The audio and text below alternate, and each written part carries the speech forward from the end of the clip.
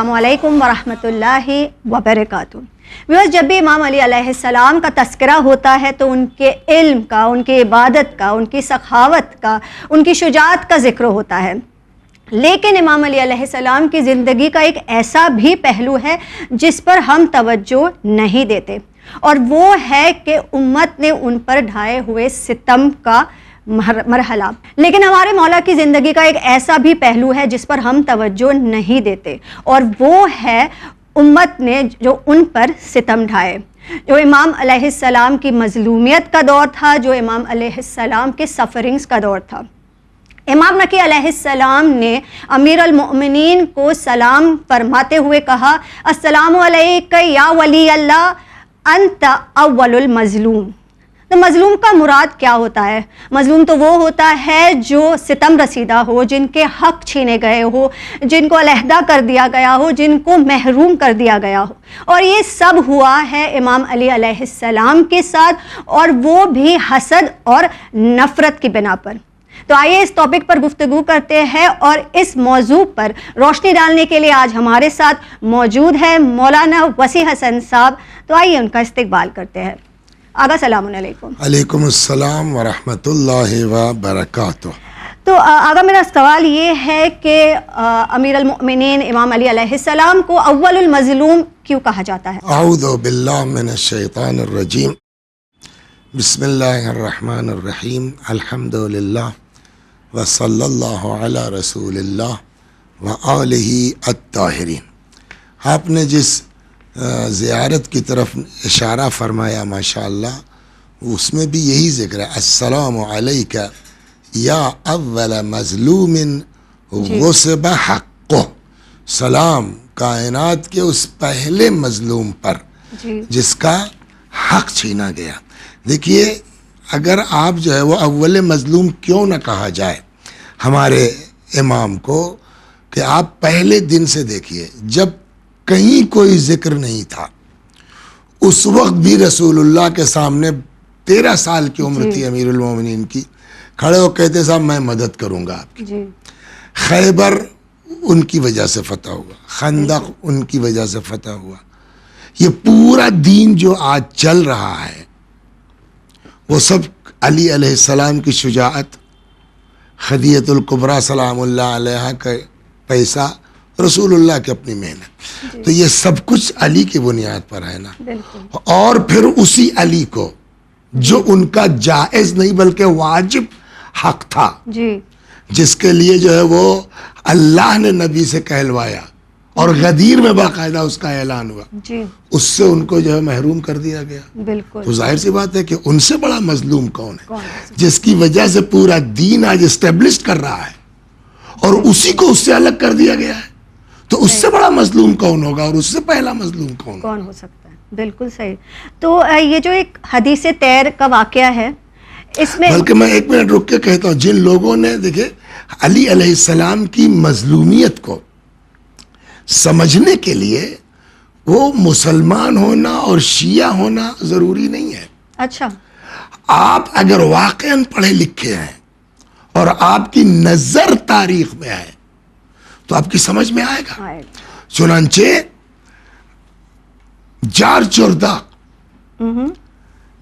لبنانی ہے، کرسچن ہے، عرب زبان ہے، جار جرداق کی نے پوری کتاب لکھ دی امیر المؤمنین سلام اللہ علیہ پر۔ اس کا اردو میں بھی ترجمہ ہوا ہے، لکھنؤ سے جو ہے وہ ادارہ اصلاح سے چھپا بھی ہے، صوت عدالت الانسانیہ، اچھا، جس کا اردو ترجمہ ہے ندائے عدالت انسانی۔ وہ لکھنؤ میں آپ کو مل جائے گی۔ فارسی میں بھی اس کا ترجمہ ہوا۔ کسی نے پوچھا جار جرداق سے کہ تم مسیحی ہو، تم نے علی کے بارے میں کتاب کیوں لکھی؟ ٹھیک۔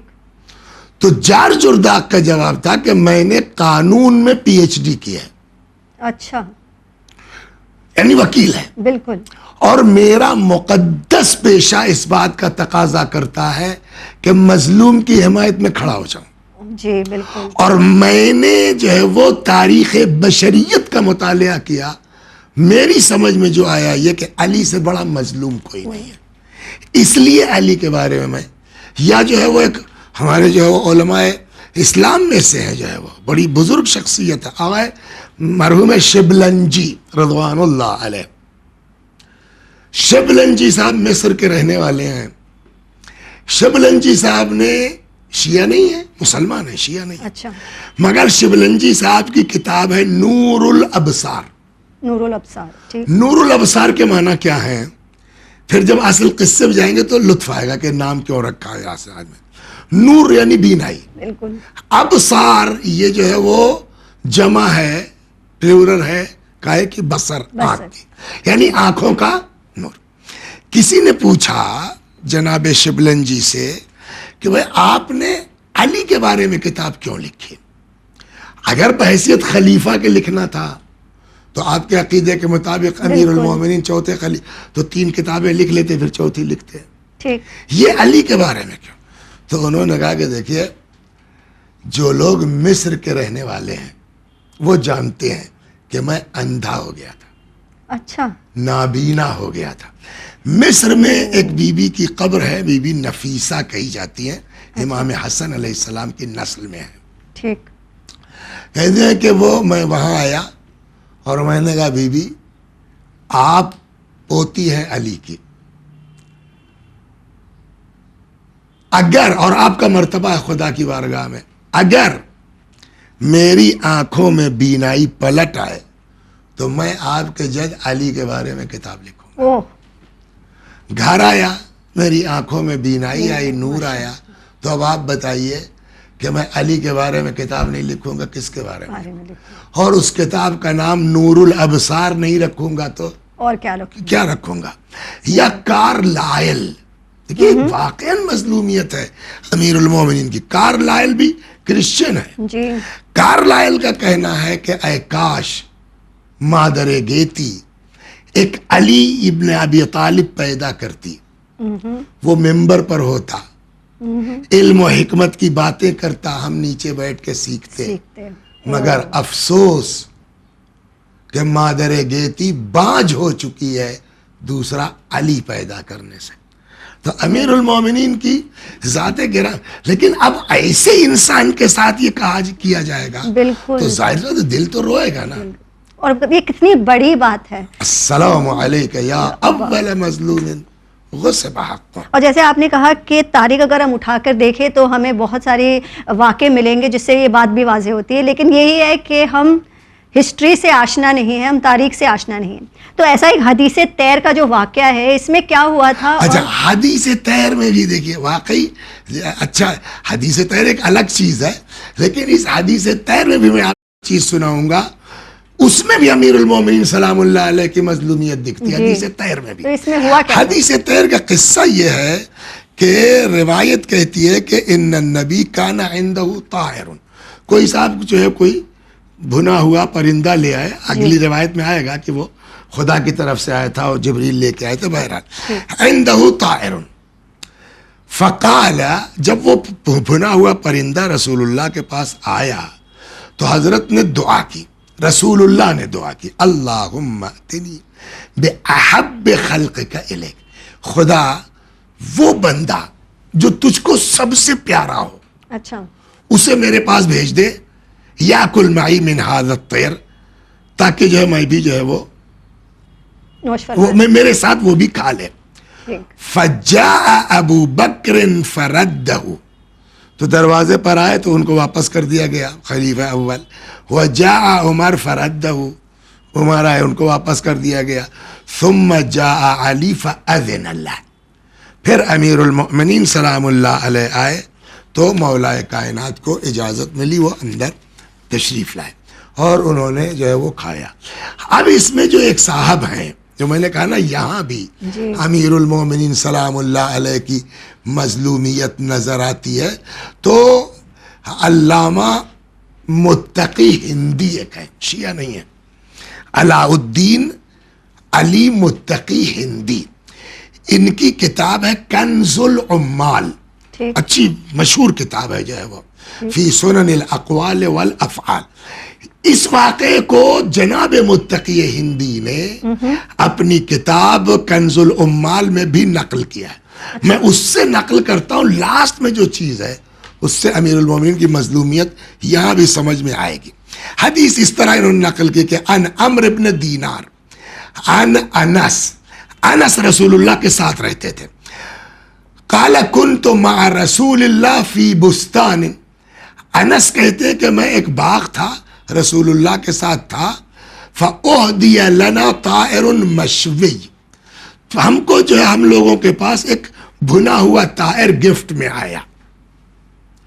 فقال رسول اللہ نے دعا کی اللہم اتنی بأحب الخلق الیک.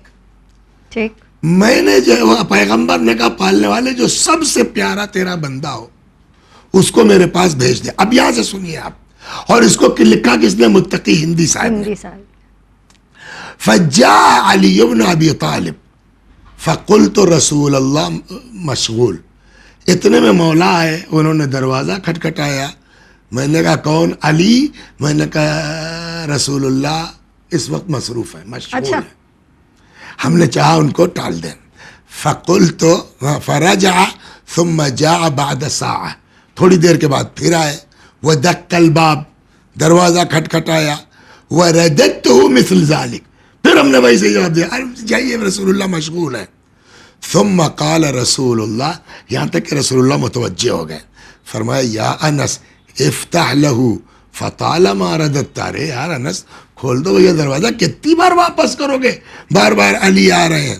فقلت یا رسول اللہ كنت اطمع ان يكون رجلا من الانصار. اب یہ دل کی بات ہے, کہنے یا رسول اللہ ہمارا دل یہ چاہ رہا تھا نا اندر سے کہ کوئی انصار میں سے ہوتا, مدینے کا کوئی آدمی ہوتا. فدخل علی بن ابی طالب فاکل معه من الطیر. مولا داخل ہوئے اور وہ پرندہ نوش فرمایا. فقال رسول اللہ صلی اللہ علیہ وآلہ المرء یحب قومہ. تو اب جناب پیغمبر نے انس کے لیے کہا کہ بھائی کیا کہیں, ہر آدمی جو ہے اس کو اپنی قوم سے لگاؤ ہوتا ہے. اگر تم کو یہ تھا کہ انصار کھا لے, لیکن سوال یہ ہے کہ بار بار علی آ رہے ہیں اور آپ کہہ رہے ہیں صاحب رسول اللہ آئی ایم ویری سوری رسول اللہ مشغول ہے. یہ مظلومیت ہے کہ نہیں ہے؟ بالکل. خب تو بار بار انہیں اس وجہ سے ہی پلٹا دیا جا رہا تھا. لیکن میرا ایک سوال یہ آ رہا ہے کہ جیسے آپ نے کہا کہ اتنے سارے دوسرے جو عالم دین ہے انہوں نے, جو ہمارے مسلک سے بھی نہیں ہے, انہوں نے بھی امام علی علیہ السلام کی مظلومیت کے بارے میں لکھا. لیکن یہ جو حسد اور یہ جو نفرت اور یہ جو ہماری قوم آگے آ جائے, یہ سب امام علی کے ساتھ ہی کیوں ہوتا تھا؟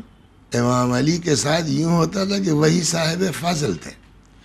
ایک آدمی جس کی کوئی اوقات نہیں ہے اس سے کون حسد کرے گا؟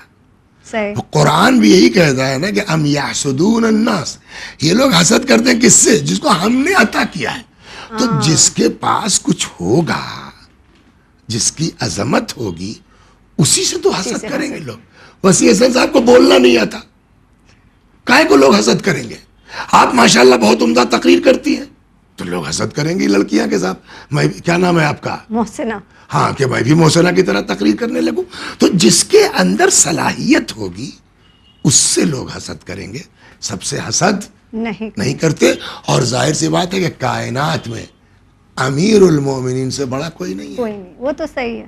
لیکن یہ جب باتیں سب جو ہو رہی تھی, اور نبی, آپ نے کہا جیسے نبی صلی اللہ علیہ وآلہ وسلم بھی وہاں موجود تھے اور ان کی بات تو سب سنتے تھے, انہیں صادق اور امین کہا جاتا تھا, تو کیا انہوں نے کبھی نہیں کہا امام علی کے ساتھ اس طرح سے حسد مت کرو, نفرت مت کرو؟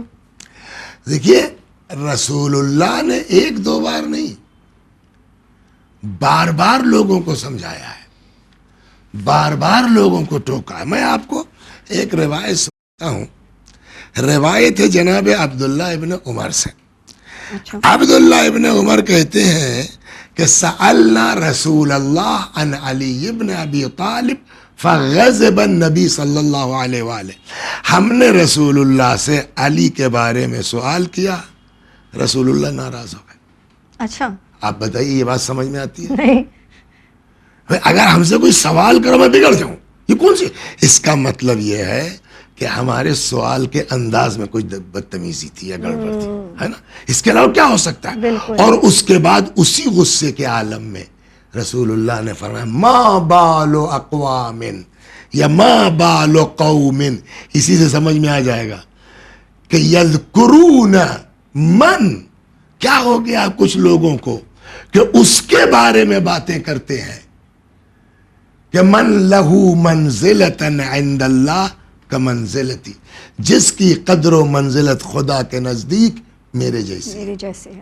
وَمَقَامُهُ كَمَّقَامِ إِلَّا النَّبُوَّةِ، جس کا مرتبہ اور مقام خدا کے نزدیک ویسے ہی ہے جیسے میرا مقام و مرتبہ سوائے نبوت کے. اور اس کے بعد رسول اللہ نے جو شروع کیا ہے، الا فمن احب علیًا فقد احبنی، جس نے علی سے محبت کی اس نے مجھ سے محبت کی. ومن احبنی فقد رضی اللہ عنہ، جس نے علی سے محبت کی، مجھ سے محبت کی، اس سے اللہ راضی. ومن رضی اللہ عنہ کافاہ بالجنہ، اور جس سے اللہ راضی جنت اس کی کنفرم. تو یہ سب پیغمبر نے ایک دو بار تھوڑی، بارہا ارشاد فرمایا ہے. ٹھیک. اس کے باوجود بھی وہ اس کے باوجود بھی ظاہر سی بات ہے کہ تبھی تو کہتے ہیں نا علی مظلوم کائنات ہے. بالکل جو آپ نے شروع میں اپنے انٹروڈکشن میں کہا اول مظلوم، اسی وجہ سے تو ہے نا صحیح. کہ اس قدر رسول اللہ کی تاکید ہے، سب کچھ ہے، اس کے باوجود لوگوں نے علی کے ساتھ کیا کیا معلوم ہے. جی. جیسے آپ نے کہا کہ رسول اللہ نے بھی بارہا امام علی کی حمایت میں بات کی، اور قرآن میں بھی ہمارے اتنے سارے ہسٹری کے ایونٹس ہیں تاکہ ہم اس سے عبرت حاصل کریں.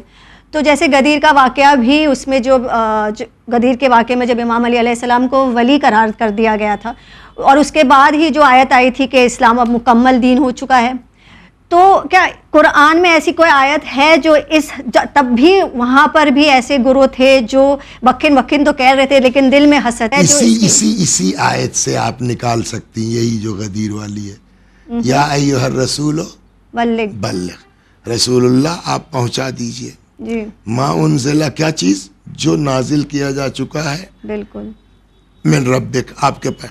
وَإِن لَمْ تَفْعَلْ، اگر آپ نے یہ نہ کیا، فما آپ نے کچھ نہیں بلغت رسالتہ، آپ نے رسالت کا کام نہیں کیا. یہ تو سب ہو گیا. اگلے جملے سے کیا سمجھتے ہیں؟ وَاللَّهُ يَعْصِمُكَ مِنَ النَّاسِ. What's meaning of this sentence? وَاللَّهُ يَعْصِمُكَ، اللہ آپ کو بچائے گا بچائے گا. من الناس. اور یہ بھی نہیں ہے کہ اللہ علی کو بچائے گا لوگوں سے، ٹھیک. یعصمک، اللہ آپ کو بچائے گا. تو اس کا مطلب وہاں رسول اللہ کو یہ ڈر تھا کہ سب اتنا حسد جلن ہے کہ علی کے چکر میں کہیں میرے ساتھ نہ پرابلم کریٹ کر دے. تب خدا نے قرآن نے کہا واللہ یعصمک، اللہ آپ کو بچائے گا لوگوں کے شر سے، لوگوں کے. تو یہ تو اسی آیت میں موجود ہے. اور غدیر میں بھی اس کا چانس تھا کہ کوئی شرارت ہو جاتی، وہ تو اللہ نے گارنٹی لی کہ واللہ یعصمک من الناس. بالکل. تو آخری میں میرا ایک اور سوال ہے، کیونکہ پھر دعوتیں وقت میں گنجائش نہیں رہے گی اور ہم پھر ہمارے دوسرے کویسچن اگلے ایپیسوڈ میں کریں گے، لیکن میرا لاسٹ کویسچن یہ ہے کہ نبی کے جو آخری ایام تھے اس میں انہوں نے امام علی کے بارے میں کیا فرمایا تاکہ وہ لوگوں کو ہدایت دے کر جائے؟ دیکھیے بہت سی چیزیں ہیں کہ آخری مرحلے میں مشہور ہے، سب کے یہاں موجود ہے کہ حضرت نے فرمایا کہ میرے لیے قلم لا دو، دعوات لا دو، میں لکھ دوں نوشتہ ایک، تاکہ میرے بعد کبھی گمراہ نہ ہو جائے. پھر اس پہ ایک ہنگامہ ہوا، بعض لوگوں نے کہا دینا چاہیے، بعض نے کہا نہیں دینا چاہیے، ایک صاحب نے کہا صاحب یہ تو اول فول بک رہے ہیں، وہ ساری چیزیں. لیکن اسی میں ایک روایت یہ بھی کہتی ہے کہ جب آخری وقت تھا حضرت کا، رسول اللہ کا، تو فرمایا میرے حبیب کو بلاؤ. جی. تو ہر جگہ گروپ بازی تھی، وہاں بھی اپنا اپنا آدمی، اور رسول اللہ منہ پھیر لیتے تھے. حضرت ام المؤمنین ام سلمہ رضی اللہ عنہا رضوان اللہ علیہا فرماتی تم لوگ سمجھ نہیں رہے ہو، یہ علی کو بلا رہے ہیں. اور پھر روایت کہتی ہے جب امیر المؤمنین تشریف لائے، رسول اللہ نے امیر المؤمنین کو کلیجے سے لگایا، یہ لبہائے مبارک امیر سلام اللہ علیہ کے کانوں تک لے گئے اور کچھ فرمایا. امیر المومنین روتے رہے، پھر تھوڑا بلند اس سے روئے. بعد میں لوگوں نے پوچھا یا علی رسول اللہ کیا کہہ رہے تھے؟ تو پیغمبر نے علی نے فرمایا سلام اللہ علیہ کہ پیغمبر مجھ کو بتا رہے تھے کہ میرے بعد ہوگا کیا. اچھا. تمہارا جو ہے وہ بچہ مارا جائے گا اور فاطمہ کو جو ہے وہ تلوار سے مارا جائے گا اور گھر جلایا جائے گا. تو اس وقت میں رو رہا تھا، اور جب یہ ہوا کہ فاطمہ کا بچہ مارا جائے گا اور ان پر، تب میں نے کہا یا رسول اللہ پھر مجھے کرنا کیا ہے، میری ذمہ داری کیا ہے؟ حضرت نے فرمایا اگر ناصر مل جائے تو جہاد کرنا، ورنہ یا علی صبر کر لینا. اور شاید اسی پیغمبر کی فرمائش کی بنیاد پر مولا نے اس کو ہی برداشت کر لیا اور صبر فرمایا. جی، یہ بھی ایک جملہ ایک امام علی کی مظلومیت کی طرف اشارہ کرتا ہے کہ ان کو صبر کرنے کے لیے بھی کہا ہے حضرت رسول اللہ صلی اللہ علیہ وسلم نے. نہیں، اس میں دیکھیے ایک چیز میں آپ کو، ایک مرتبہ ہوا یہ کہ ایک شخص تھا جو نماز جماعت میں تھا، اور پھر کچھ اس طرح کا معاملہ تھا. حضرت علی سلام اللہ علیہ نے پوچھا اس سے کہ کیا، میں کہنے لگا آپ کا مرڈر کی پلاننگ تھی. کہا کیا طے تھا؟ کہا یہ طے تھا، اور ایسا ہوتا تو میں مار دیتا. مولا نے کہا مار دیتے؟ کہا مار دیتا. حضرت نے وہیں مسجد میں پکڑا اسے قریباً پٹک دیا. اب جتنے لوگ کھڑے تھے کسی کی ہمت نہیں تھی کہ اس کو چھوڑا دے. تب لوگوں نے جا کے ابن عباس کو کہا صاحب ابن عباس دیکھیے. ابن عباس آئے، کہنے لگے علی سامنے رسول اللہ کی قبر مبارک ہے، مسجد نبوی میں یہ واقعہ، علی ان کا. تو مولا کائنات نے رخ کیا قبر پیغمبر کا، ان کی وجہ سے تو میں کچھ بھی چھوڑ سکتا ہوں، اور پھر اس کو چھوڑ کے چلے آئے. تو یہ تو بہت ہوا ہے مولا کی زندگی میں اس طرح کی باتیں جو ہے وہ سلام اللہ علیہ. جی صاحب، تو مولانا آپ کا بہت بہت شکریہ کہ اس تقریر میں آپ نے امام کی مظلومیت کا بیان کیا. آپ کا بہت بہت شکریہ.